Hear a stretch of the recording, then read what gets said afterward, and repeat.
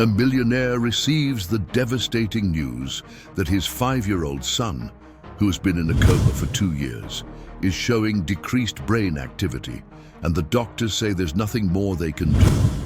At the height of his despair, a poor little girl timidly enters the room and whispers, "Sir, I know how to wake your son." Initially skeptical, he is stunned when she reveals she knows a special secret. Then she approaches the bed and does something inexplicable. The millionaire cannot bear what he sees before his eyes and faints on the spot. The smell of antiseptic burned Edward Morgan's nostrils as he walked through the marble corridors of St. Jude's Medical Center, the most expensive and renowned hospital in the city.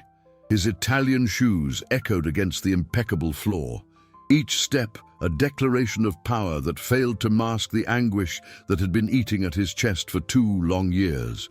At 52, Edward had built a corporate empire based on calculated coldness and the conviction that everything in life had a price. Everything, except what mattered most now. His personal assistant had called 3 times that morning, trying to reschedule important meetings, but Edward couldn't focus on business.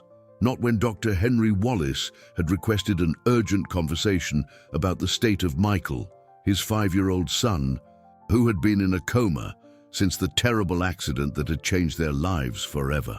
Edward stopped before the doctor's office door, his hand trembling imperceptibly as he adjusted his silk tie. Behind the facade of absolute control, a storm of guilt and despair threatened to consume him. He knew this conversation wouldn't bring good news. The signs had become impossible to ignore in recent weeks. The monitors showing ever weaker brain activity, the doctor's eyes avoiding his during daily visits, the awkward silence of the medical staff. "Come in, Mr. Morgan," said Dr. Wallace, a man in his 60s whose reputation was as impeccable as it was expensive. His grave expression confirmed Edward's worst fears before a single word was spoken. Edward sat in the leather armchair, maintaining the erect posture he had perfected over decades of tough negotiations. But this time, there was no strategy that could save him. There wasn't enough money in the world to buy what he most desired, his son's awakening. "Doctor, let's get straight to the point," Edward said, his voice holding only a slight tremor. "What is Michael's real situation?" The doctor sighed deeply, removing his glasses and cleaning them with slow, deliberate movements. "Edward, you know I've always been frank with you. Michael's condition has deteriorated. The latest tests show a significant decrease in brain activity." The words hit Edward like a death sentence. He had spent millions on experimental treatments, hired the world's best specialists, built a private hospital room with state-of-the-art equipment, all of it, only to hear that his son was slipping further away from life. "What does that mean exactly?" Edward asked, though he already knew the answer. "It means we need to discuss the next steps, Doctor." Wallace replied, his voice laced with professional compassion. "Edward, the time has come to consider other possibilities. Michael is being kept alive only by the machines. There are no more signs of improvement, and medical science has reached its limit." Edward's world crumbled in that instant. All his arrogance, all his financial power, all his ability to control impossible situations proved utterly useless in the face of life's fragility. He thought of Clara, his wife Eve, who had passed away 3 years earlier, never getting to see her son awaken. He thought of the promises he'd made to her in her final moments, swearing he would care for Michael until he opened his eyes again. "No," Edward said, his voice louder than he intended. "I don't accept that. There has to be something else we can do." The silence that followed was deafening, filled only by the distant hum of the machines keeping his son alive on the floor above. Edward felt his emotional defenses crumble, revealing a vulnerability he hadn't experienced since Clara's death. In that moment, he realized he was about to lose the only connection he still had to her. Edward left the office like a man in a trance, his legs moving automatically toward the elevator that would take him to Michael's room.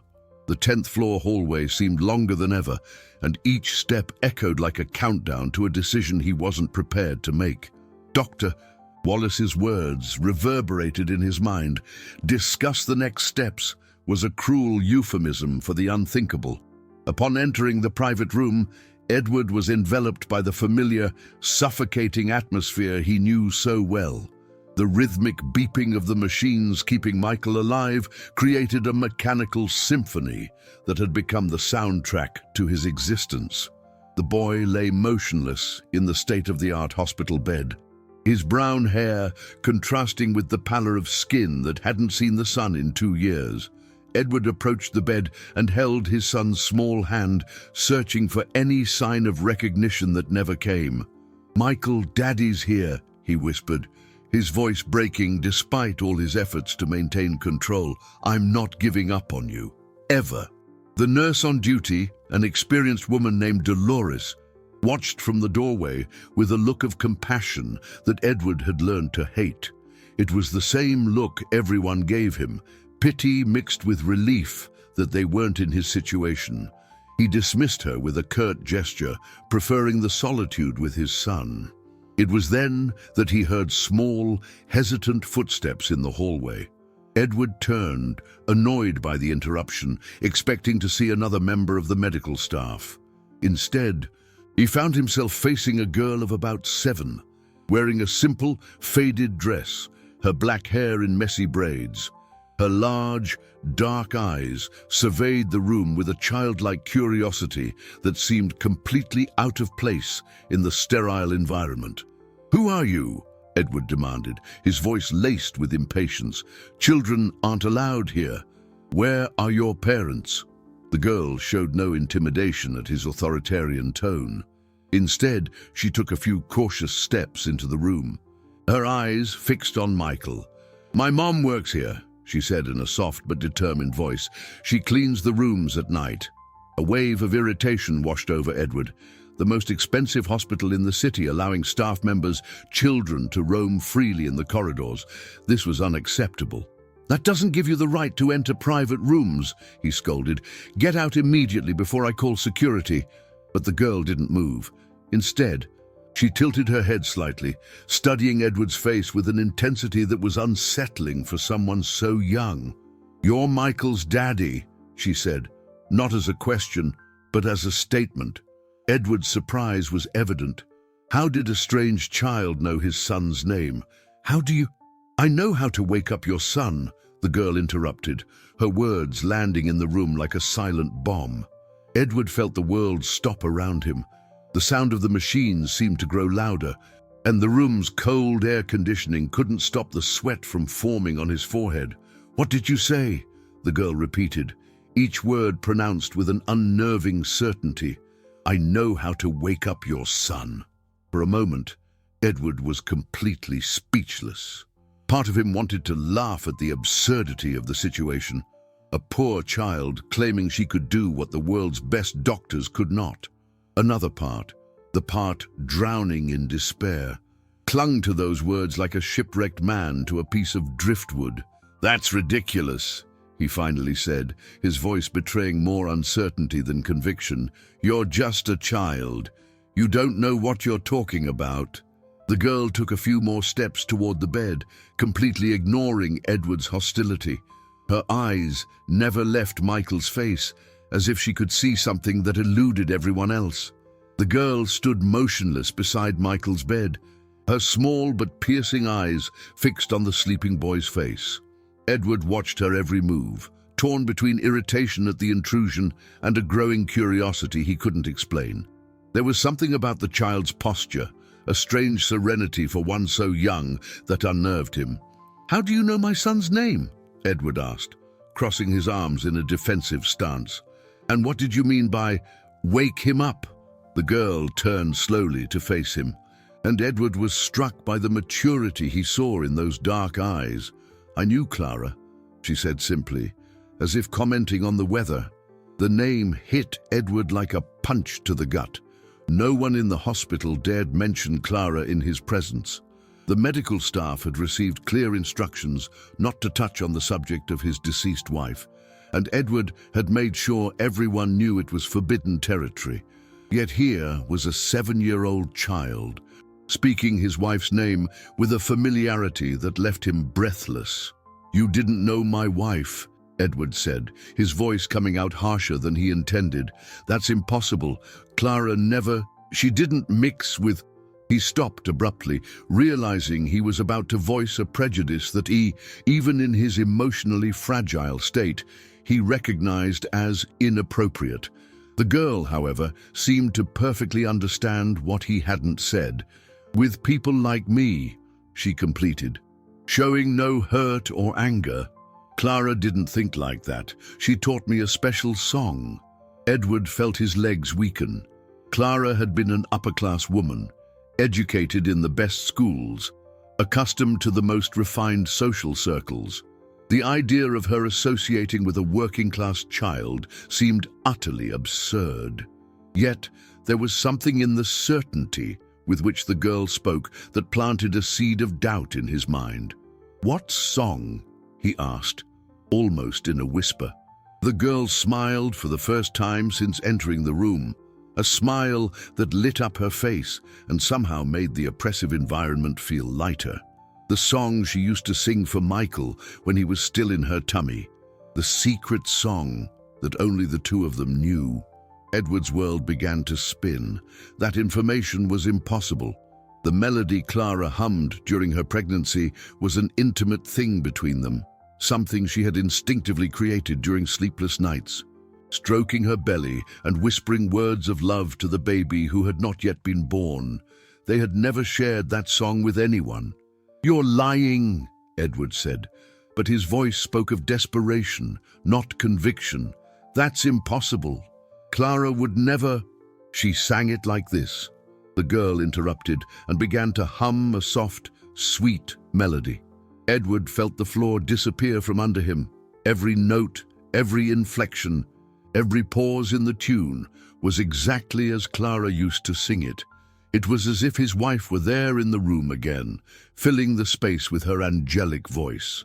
Edward leaned against the wall, his breathing becoming ragged as long-buried memories rushed to the surface. The girl stopped humming and looked directly at Edward. "Clara told me this song had special powers, that it could wake up people who were sleeping very deeply." "Stop," Edward said, his voice a desperate whisper. "Stop it." But the girl continued. "She said if Michael ever needed to wake up, I should sing this song to him. She made me promise." Edward slid down the wall until he was sitting on the floor, his composure finally shattering completely. This child knew secrets that were impossible to know, sang a song only Clara knew, spoke of promises that seemed to come from beyond the grave. He looked at Michael, then at the girl, trying to process a reality that defied everything he believed in. Edward remained on the floor for several minutes, his mind struggling to process what he had just heard. The melody still echoed in his ears, each note bringing back memories of Clara singing softly in the pre-dawn hours of her pregnancy. How was it possible for a strange child to know something so intimate and personal? "Who are you?" he finally asked, his voice hoarse with emotion. What's your name?" "Hope," the girl replied, and Edward almost laughed at the irony. A child named Hope appearing at the most desperate moment of his life. "Hope Santos. My mom is Maria. She cleans this floor every night." Edward vaguely knew the night cleaner, a quiet woman who worked discreetly while he held his lonely vigils beside his son. He had never paid her any attention, just as he paid no attention to most of the staff he considered invisible. Now, to discover that this woman had a daughter who claimed to know Clara left him completely disoriented. "Where did you meet my wife?" Edward asked, slowly getting to his feet and brushing imaginary dust from his suit. "At the community center in Hope's Crossing," the girl replied, oblivious to the irony of her name matching the neighborhood's. "Clara came on Tuesdays and Thursdays. She helped me with my homework and taught me to read better." Edward felt as if he had been struck again. Clara had never mentioned going to any community center. Her afternoons were filled with Pilates classes, lunches with her club friends, and spa appointments. The idea of his aristocratic wife helping underprivileged children with their homework seemed like an absurd fantasy. "That's a lie," he said, but his conviction was rapidly fading. "Clara never told me anything about that." Hope shrugged with childlike simplicity. "She said it was her special secret, that some secrets are kept not to hurt people, but to protect the ones you love." Those words hit Edward in an unexpected way. Clara had always been mysterious about some of her activities, saying only that she needed time for herself when he asked about certain absences. He had interpreted it as feminine whims, never imagining there could be something deeper. "Can I try to wake Michael now?" Hope asked, approaching the bed with a naturalness that contrasted with the tension gripping Edward. "No," he said quickly, his protective instinct overriding everything else. "You can't touch him, the doctors said." "I won't hurt him," Hope interrupted, her voice carrying a patience that seemed far too old for her years. "Clara taught me how. She said love can travel through music." Edward looked at his son, then at the girl, feeling trapped between rational skepticism and a desperate hope growing inside him. For 2 years, he had tried everything money could buy. Maybe it was time to try something that cost nothing. "Just sing," he said finally, his voice barely audible. "You can sing, but you don't touch him."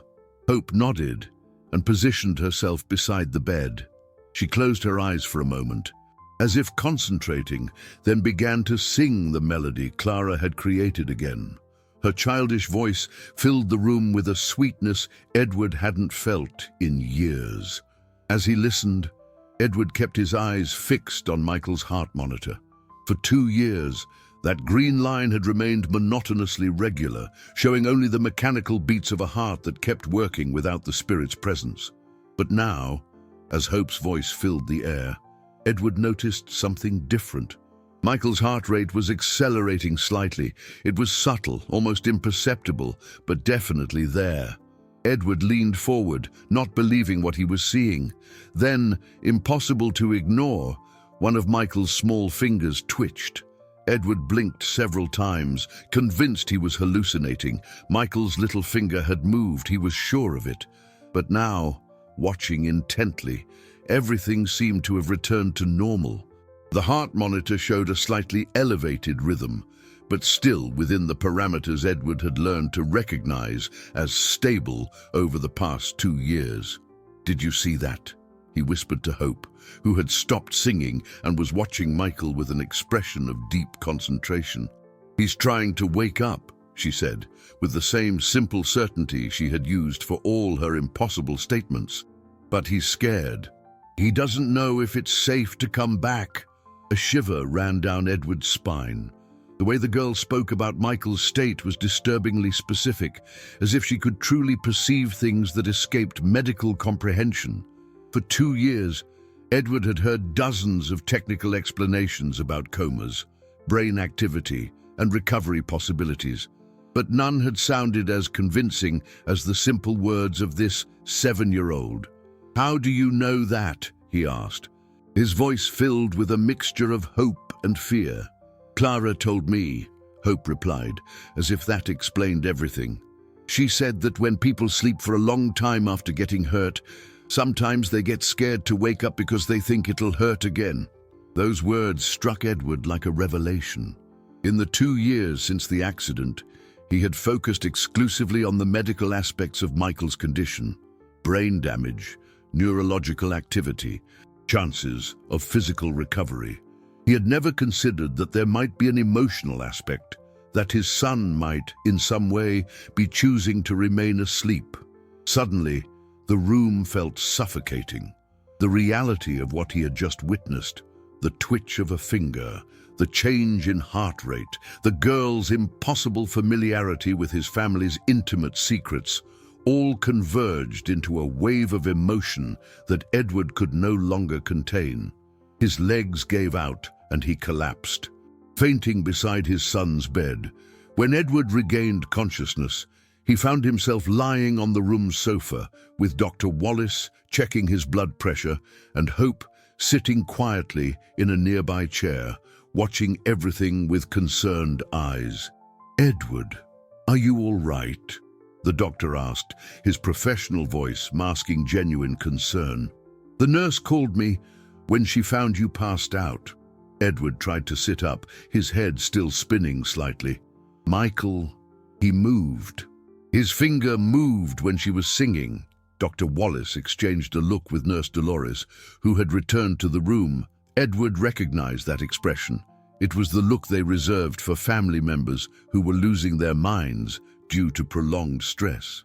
"Edward," the doctor said gently, "I know you want to believe there are signs of improvement, but we need to be realistic.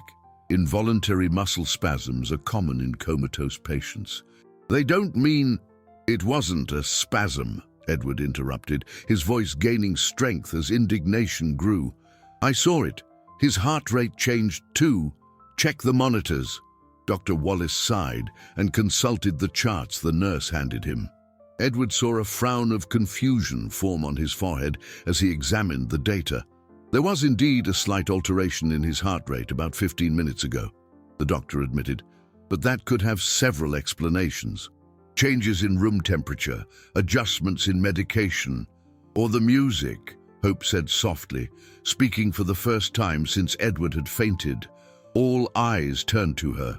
Dr. Wallace seemed to notice the girl's presence for the first time, and Edward could see disapproval forming on his face. "Who is this child?" the doctor asked. "Children aren't allowed in ICU rooms." "She's—" Edward paused, realizing he didn't know how to explain Hope's presence without sounding completely irrational. "She knew my wife." Dr. Wallace frowned, his gaze shifting between Edward and Hope. The atmosphere in the room had changed completely, charged with a tension that went beyond the usual medical concern. Edward realized he was being evaluated not just as a desperate father, but as someone whose mental stability was being questioned.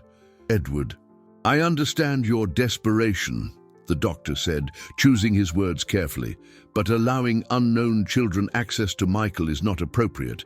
This is a controlled medical environment, and there are protocols we must follow." "She's not a stranger," Edward insisted, though he wasn't sure how to justify that claim himself. "She knew Clara. She knows things that—" "Mr. Morgan," Nurse Dolores interrupted, her voice laced with motherly concern. "You're going through a very difficult time. It's natural to want to cling to any hope, even if it comes from a poor child," Edward completed, surprising himself with the acid in his tone. "Is that what you're all thinking?" The awkward silence that followed confirmed his suspicions. Edward realized that, in the eyes of the medical staff, he was being manipulated by a working-class child who had found a way to take advantage of his vulnerability. The idea infuriated him, not just because of the injustice of the assumption, but because a part of him feared it might be true. Hope stood up from her chair, her posture small but dignified. "I don't want to cause trouble," she said, addressing Edward. "I just wanted to help Michael like I promised Clara." "No," Edward said quickly, surprising everyone, including himself. "You're not leaving, not yet." Dr. Wallace sighed deeply. "Edward, I have to be clear. If you insist on allowing unauthorized visitors access to Michael, I'll be forced to take more stringent measures. I can have him transferred to a ward where access will be more restricted." The threat hit Edward like a physical blow. The thought of losing control over Michael's care, of seeing him transferred to an impersonal environment where he couldn't hold his nightly vigils, where he couldn't be present at every moment, was unbearable. For 2 years, this room had been his sanctuary, the only place where he still felt connected to his son. "You can't do that," he said, but his voice betrayed his insecurity. "We can, and we will, if necessary," the doctor replied firmly. "Edward, you're an intelligent man. You know that letting your emotions cloud your judgment won't help Michael." Edward looked at Hope, who was watching the entire discussion with a disturbing maturity. In the girl's eyes, he saw an understanding that went beyond her years. She knew she was being kicked out, not for doing something wrong, but for representing something the adult world couldn't accept. "All right," Edward said finally, each word costing him a piece of his soul. "Hope, you have to go." The girl nodded without showing surprise or hurt. "I understand," she said simply, "but I'll be back. I promised Clara I'd look after Michael, and I always keep my promises." As she walked toward the door, Edward felt as if he were letting his last hope slip away. "Hope," he called, and she turned. "How can I find you?" "You don't need to find me," she replied with a sad smile. "I'll find you." After the girl left, the room returned to its familiar silence. But Edward felt that something fundamental had changed. Dr. Wallace and the nurse were preparing to leave when Edward asked a question that surprised them. "Doctor, in your medical experience, have you ever seen cases of comatose patients who reacted to specific musical stimuli?" The doctor hesitated before answering. "There's some research on the influence of music on comatose patients, but the results are inconclusive." "Why do you ask?" Edward looked at Michael, still hoping to see another impossible movement. "Just scientific curiosity." 3 days had passed since Hope's expulsion, and Edward couldn't get the girl out of his thoughts. Her words echoed constantly in his mind. "I promised Clara I'd look after Michael." How could a 7-year-old have made such a specific promise to a woman who had supposedly died when she was only 4?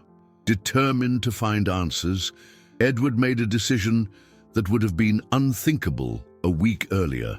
For the first time in 2 years, he left the hospital during the day and drove to Hope's Crossing, the neighborhood the girl had mentioned. The contrast with his privileged life was shocking. Unpaved roads, simple houses, children playing barefoot in the dust.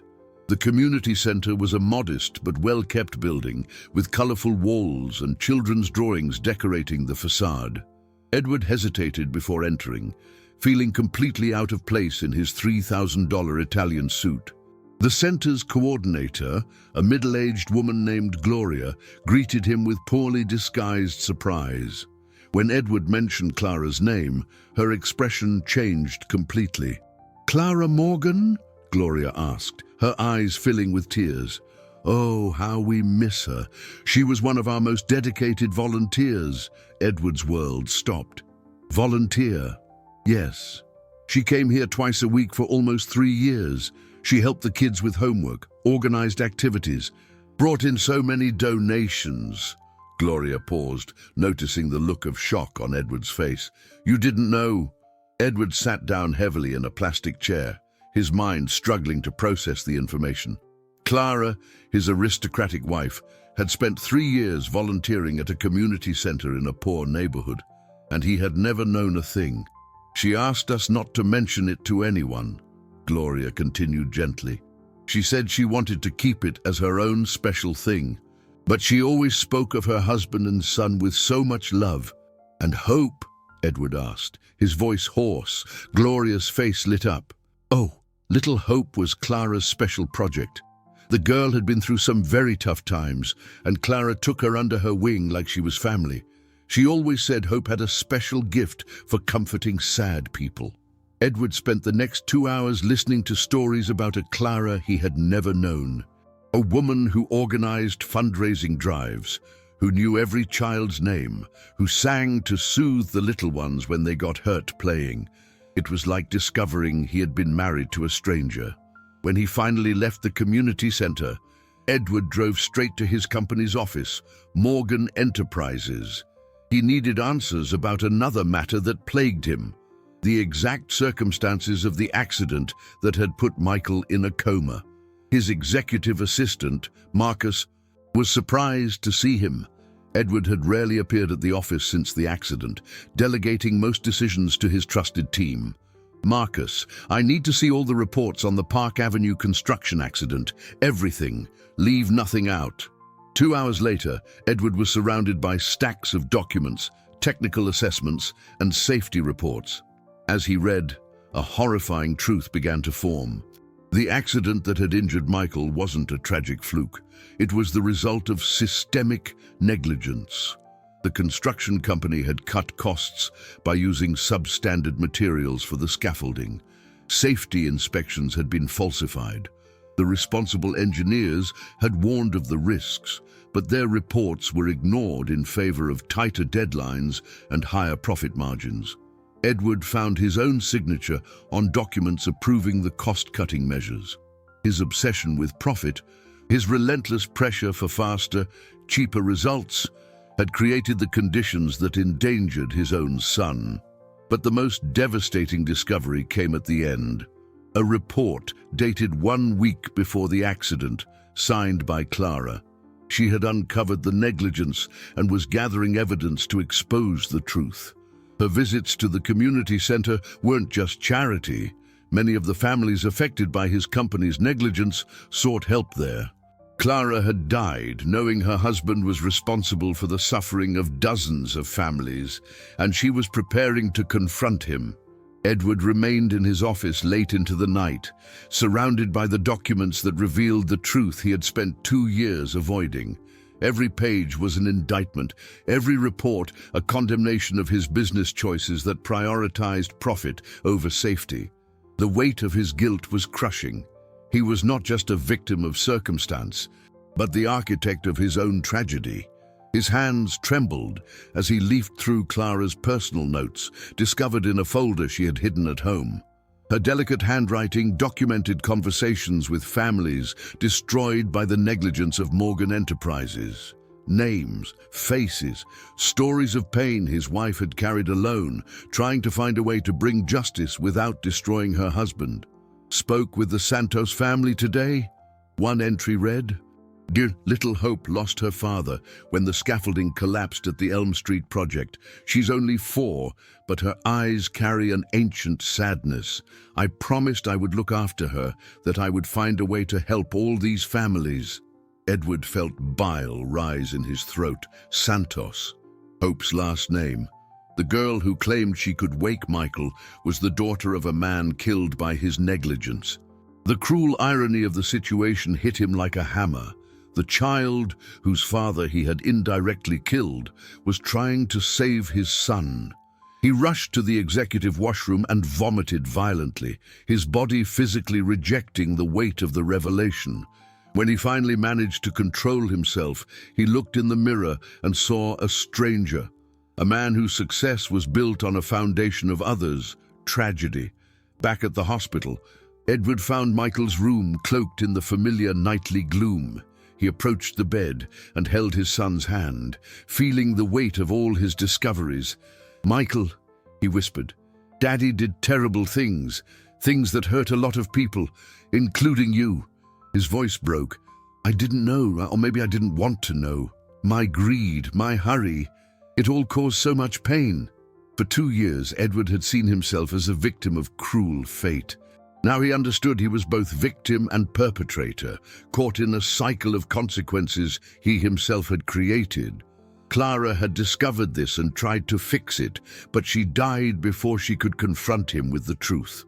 "Your mother was a better person than I will ever be," Edward continued, tears streaming freely down his face. "She tried to protect you from the truth about me. She tried to save the families I destroyed." The sound of soft footsteps in the hallway alerted him to a presence. Edward turned, expecting a nurse, but found Hope standing in the doorway.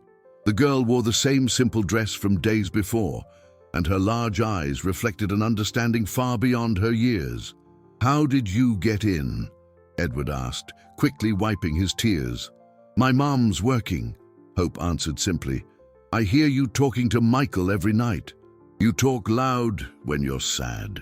Edward realized he'd been spending the last few nights venting aloud without realizing, his pain leaking out in confessions he thought were private. The idea that Hope had overheard his admissions of guilt left him simultaneously ashamed and relieved. "You know who I am," Edward said. "Not a question, but a statement. You know what I did to your family?" Hope nodded slowly. "I know you didn't mean to hurt my daddy." Clara explained that sometimes people do bad things without meaning to, because they're only thinking about one thing and forget to think about the others. The simplicity of the explanation, coming from a child who had lost her father to his negligence, was more devastating than any accusation. Edward fell to his knees before her, sobbing uncontrollably. "Forgive me," he begged. "Please, forgive me." Hope came closer and placed her small hand on Edward's shoulder. Clara said, "Forgiveness is a gift you give yourself, not the other person." The next morning, Edward was surprised by the unexpected arrival of his brother Robert and his sister-in-law Helen, accompanied by the family lawyer, Mr. Silverman. The trio entered Michael's room with grave expressions that immediately put Edward on alert. "We need to talk," Robert said without preamble, his voice laced with corporate authority. At 45, Robert had always considered himself the more sensible of the Morgan brothers, and his posture made it clear he was here to solve a problem. "Now is not the time," Edward replied, instinctively positioning himself between the visitors and Michael's bed. "I'm taking care of my son." Helen, an elegant woman accustomed to having her opinions respected in the most refined social circles, exchanged a significant look with her husband. "Edward, we're worried about you. About your recent decisions." "What decisions?" Edward asked, though he suspected where the conversation was heading. Mr. Silverman opened a leather briefcase and removed several documents. "Edward, it has come to our attention that there have been certain irregularities in your behavior. Hospital staff have reported that you've been allowing unauthorized access to Michael, including a child with no family ties. Furthermore," Robert added, "your absence from the company has been causing instability. Major decisions are being delayed, contracts are being lost. The shareholders are questioning your leadership." Edward felt the trap closing in around him. For 2 years, he had delegated most of the business operations to focus on Michael, but now he realized that absence was being used against him. "You don't understand what's happening," Edward said, struggling to remain calm. "There are developments with Michael that you don't know about. Are you referring to the claims about a child who can supposedly cure Michael with music?" Helen asked, her tone dripping with condescension. "Edward, that's not medicine. That's desperation clouding your judgment," Mr. Silverman intervened in a professional tone. "Edward, as your legal counsel, I must inform you that your family is considering challenging your mental capacity to make decisions regarding Michael's treatment." Edward's blood ran cold. "You can't do that." "We can, and we will, if necessary," Robert said firmly. "You're letting yourself be influenced by an opportunistic child and her family. It's obvious they see a chance to take advantage of your vulnerability."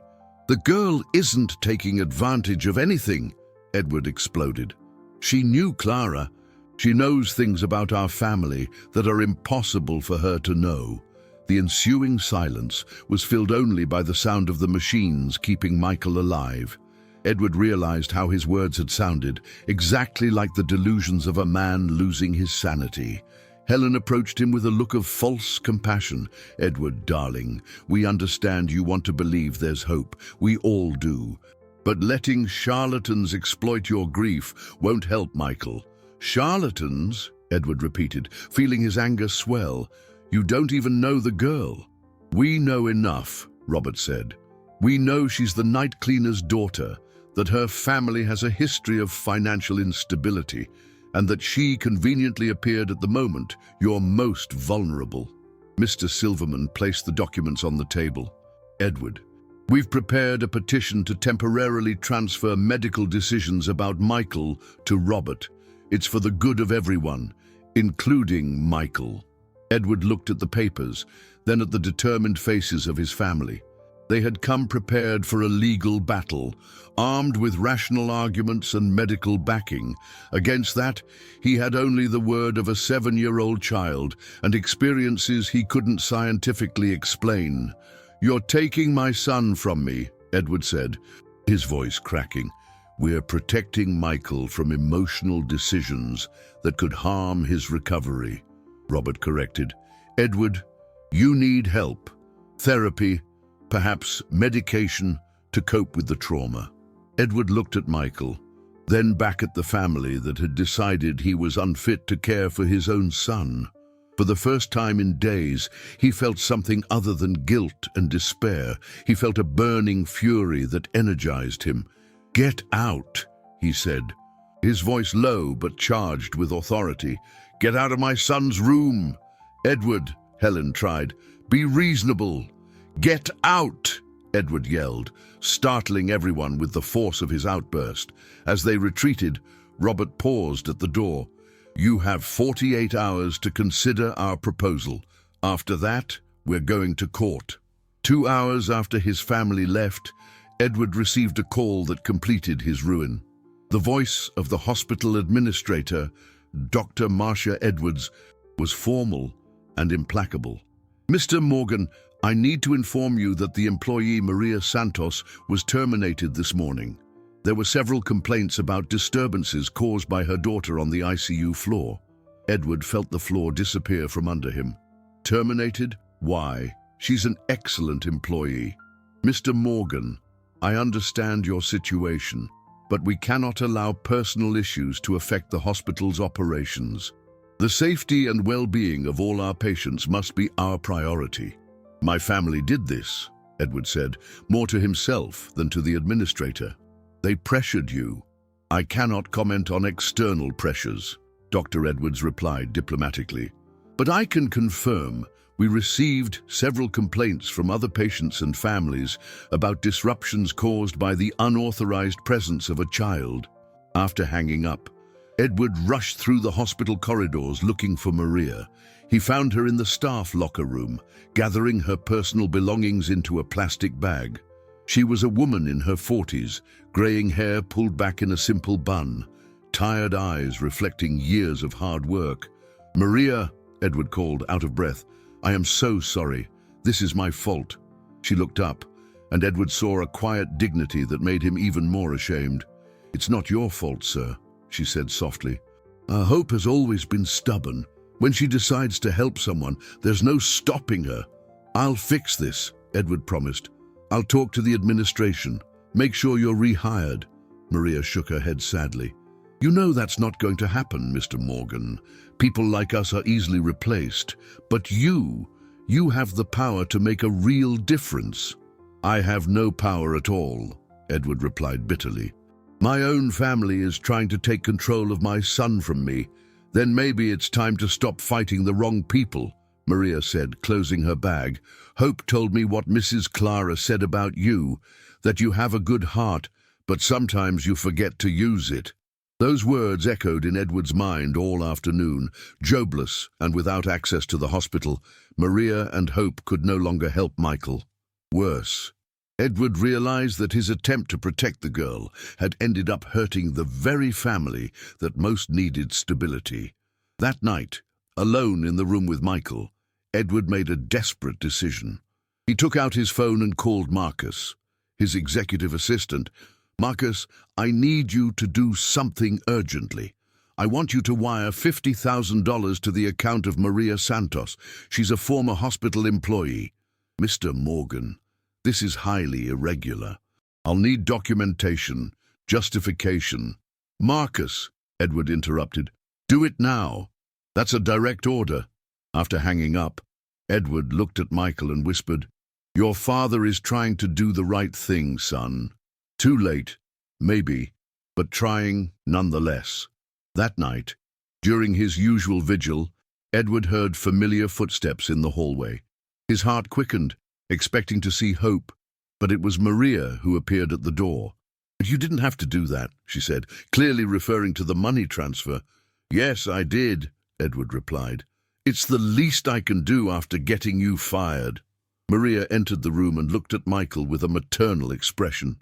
"Hope hasn't given up on Michael. She's at home, singing Mrs. Clara's song every night, sending love through the air." "That won't work from a distance," Edward said, trying not to sound desperate. "Do you really believe love has a distance?" Maria asked, and Edward didn't know how to answer. She approached the bed and gently placed her hand on Michael's forehead. "Mrs. Clara, if you're listening, your girl is trying to keep her promise, but she needs help." At that moment, as if in response to her call, Michael made a low sound, not quite a word, but definitely a conscious vocalization, the first sound he had made in 2 years. The sound that came from Michael was so soft that Edward initially thought he'd imagined it, but Maria froze beside the bed, her eyes widening in recognition. They both stood in absolute silence, barely daring to breathe, waiting for it to happen again. "Michael," Edward whispered, leaning over his son. "Michael, can you hear me?" For a few eternal seconds, nothing happened. Then, slowly, as if emerging from deep waters, Michael opened his eyes. Not all the way, just a slit, but enough for Edward to see there was consciousness behind that gaze. "Mommy," Michael murmured, his voice hoarse from 2 years of silence. Edward felt the world spin around him. Tears streamed from his eyes as he held his son's hand, feeling for the first time in 2 years a faint pressure in return. "Michael, it's Daddy," Edward said, his voice trembling with emotion. "Daddy's here." Michael's eyes moved toward the voice, struggling to focus on his father's face. "Daddy," he repeated, and that simple word was like heavenly music to Edward. Maria stepped away discreetly, but not before whispering, "I'll get Hope." Edward didn't even notice her leave. All his attention was focused on the son, who had finally returned to him. Michael tried to sit up, but his muscles, atrophied from 2 years of inactivity, couldn't support the movement. "Easy, son," Edward said gently. "You've been sleeping for a very long time. You need to get your strength back slowly." "Where's Mommy?" Michael asked, and Edward's heart broke. How do you explain to a 5-year-old that 2 years had passed? How do you tell him his mother was no longer alive? "Mommy. Mommy can't be here right now," Edward said, choosing his words carefully, "but she sent someone special to look after you." Just then, rapid footsteps echoed down the hall. Hope ran into the room, still in her pajamas, her eyes shining with joy at seeing Michael awake. Behind her was Maria, who had run the 10 blocks to her apartment to get her daughter. "Michael!" Hope exclaimed, stopping beside the bed. "You woke up!" Michael turned his head to look at the girl, a look of confusion on his face. "Who are you?" "I'm Hope," she said with a radiant smile. "Your mommy asked me to sing to you until you woke up." "Mommy asked you?" Michael asked, trying to concentrate. "But where is Mommy?" Edward and Maria exchanged a meaningful glance. It was Hope who needed to explain the inexplicable to Michael, and she did it with the natural simplicity of children. "Your mommy went to a special place where the people we love very much go when they can't stay with us anymore," Hope said. "But she didn't want you to be alone. So she taught me the secret song that only you two knew." Michael processed this information with the mysterious acceptance only children possess in the face of the incomprehensible. "Can you sing the song?" Hope nodded and began to hum the melody Clara had created. As the music filled the room, Edward saw something extraordinary happen. Michael not only recognized the tune, he began to hum along, his voice weak but in key. Dr. Wallace arrived 15 minutes later, alerted by the on-duty nurse about the anomalous situation in Michael's room. He found Edward, Maria, and Hope gathered around the bed, all humming softly, while Michael tried to follow along with bright eyes. "This is medically impossible," the doctor muttered, quickly checking Michael's vitals. "Emergence from a coma of this nature. It doesn't happen like this." "Doctor," Edward said, his voice filled with a peace he hadn't felt in years, "well, not everything in medicine can be explained by numbers and charts." Dr. Wallace couldn't disagree. Before him was a boy who had spent 2 years in a vegetative state and was now consciously participating in a song, recognizing people and responding to stimuli. It was a miracle, scientific or not. The joy of Michael's awakening lasted only 6 hours. When Dr. Wallace returned for more detailed tests, he found the boy unconscious again. This time, however, he wasn't in a deep coma. His body occasionally twitched, as if fighting against some invisible force. "What's happening to him?" Edward asked. panic returning to his voice. His brain is in conflict, the doctor explained, analyzing the neurological scans. It's as if there are two opposing forces, one trying to awaken, the other resisting. I've never seen anything like it. Hope, who had remained by the bed since the awakening, gently touched Michael's hand. He's scared, she said with absolute certainty. Waking up means accepting that his mom isn't coming back. Her words struck Edward like a revelation. For 2 years, he had interpreted Michael's coma solely as a physical consequence of the accident. He had never considered that there might be an emotional choice involved, that his son might be refusing to fully awaken to a world without Clara. It was then that Robert and Helen arrived, accompanied by 2 court officers and Mr. Silverman. They carried a temporary court order transferring medical custody of Michael to Robert. Edward, I'm sorry, Robert said, though his expression was more one of determination than regret. But after today's events, it's clear your emotional instability is affecting Michael's treatment. Instability, Edward repeated, incredulous. My son woke up for the first time in 2 years. He opened his eyes and spoke for a few hours, and now he's worse than before, Helen retorted. Edward, you're allowing this situation to cause more trauma to an already fragile child. Mr. Silverman presented the official documents. The order is temporary but clear. Robert now has the authority to make all medical decisions related to Michael. Edward looked at the papers, then at Maria and Hope, who watched with growing desperation. He realized it wasn't just custody of Michael being taken from him, it was his last chance at redemption. What will be your first medical decision? Edward asked Robert, though he already knew the answer. Transferring Michael to a specialized clinic in Boston, Robert replied immediately, away from disruptive influences. No, Edward said, placing himself between Robert and Michael's bed. For you can't separate him from the only person who managed to wake him up. Edward, be rational, Helen interjected. A 7-year-old girl doesn't have magic powers. What happened today was a coincidence. At that moment, Michael began to stir in the bed, muttering something inaudible. They all moved closer to listen, and his words made Edward's blood run cold. I don't want to wake up if Mommy's not here. Dr. Wallace checked the monitors, his expression turning grave. The brain activity is dropping rapidly. It's as if he's choosing to return to the coma. That's ridiculous, Robert said. Children don't choose to be in comas. But Hope approached the bed and took Michael's hand. Michael, she said softly, your mommy can't come back, but she told me a secret. Do you want to know what it is? Michael stopped squirming, though his eyes remained closed. But she said that love doesn't die when people go away, Hope continued. Love stays inside the hearts of the people who are left behind. And your daddy has so much love for you that you can feel your mommy's love through him, too. Edward felt tears stream down his face as he understood what Hope was doing. She wasn't just trying to wake Michael, she was teaching him how to live with loss. It's true, Michael, Edward said, his voice breaking. Mommy's love is here, in my heart and in yours, and we're going to take care of each other, just like she wanted. Michael opened his eyes again, this time looking directly at his father. Will Daddy stay with me? Forever, Edward promised. It was then that Robert delivered the ultimatum. Edward, you have 1 hour to say your goodbyes.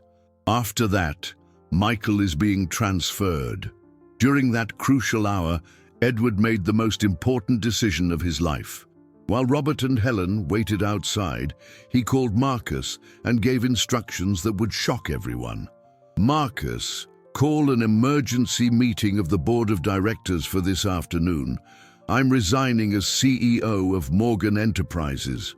Mr. Morgan, you can't be serious, Marcus replied, alarmed. I'm completely serious. Also, I want you to prepare the documents to establish a compensation fund for all the families affected by accidents on our construction sites over the last 5 years.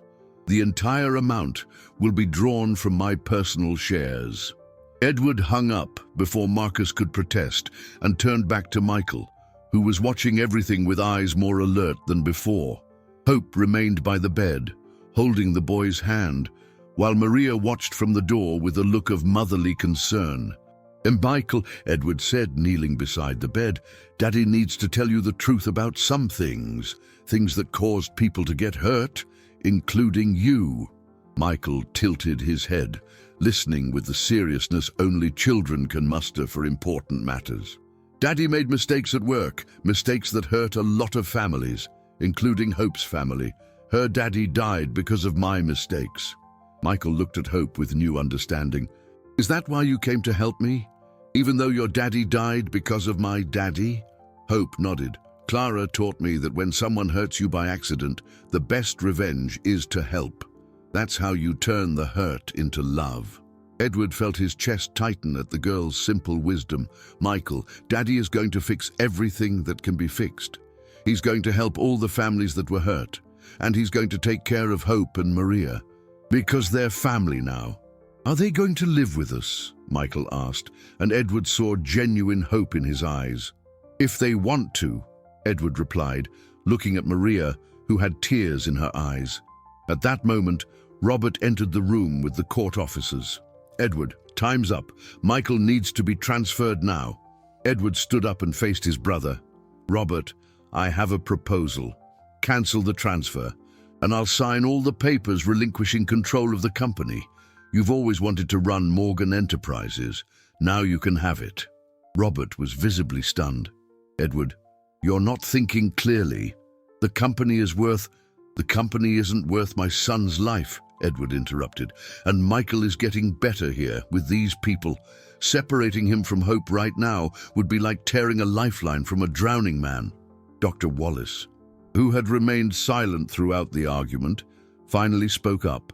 "Mr. Morgan," he said, addressing Robert, "I must inform you that Michael's vital signs have stabilized significantly in the last hour. From a medical standpoint, a transfer at this moment could be detrimental." Helen tried to protest, but Robert held up a hand to silence her. Edward saw an internal struggle on his brother's face between ambition and family conscience. "Are you serious about resigning from the company?" Robert asked. "Completely serious, but with one condition. A portion of the annual profits must go to a compensation fund for the families affected by our past negligence." Robert considered the proposal for a long moment. Edward realized it wasn't just greed motivating his brother, but genuine concern for his mental state. The offer to resign proved that Edward was making rational, not impulsive, decisions. "All right," Robert said finally. "Michael stays, but you agree to regular medical and psychological supervision." Edward nodded, feeling an immense weight lift from his shoulders. He looked at Michael, who was smiling for the first time in 2 years. "Daddy," Michael said, "can I call Hope my sister now?" "If she wants you to," Edward replied, and Hope nodded vigorously, her smile lighting up the entire room. In that moment, Edward understood that he had lost a fortune, but gained something infinitely more valuable, a real family, built on love and redemption instead of power and money. 6 months after that transformative day in the hospital, Edward Morgan walked through the colorful rooms of the Hope's Crossing Community Center, now completely renovated and expanded. The building that once housed only 2 small rooms had become an educational complex with a library, a computer lab, a community kitchen, and a small amphitheater where children put on plays.